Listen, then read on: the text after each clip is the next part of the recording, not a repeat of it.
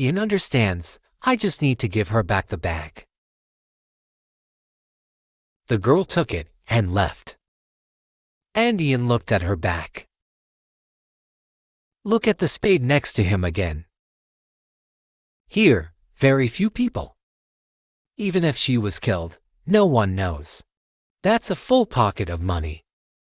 But after fighting for a while, Ian finally suppressed the evil idea. Ian does not know. Everything was recorded by that phone. When the girl answered the call, she started talking to her boyfriend. Previously, guns and money were just props.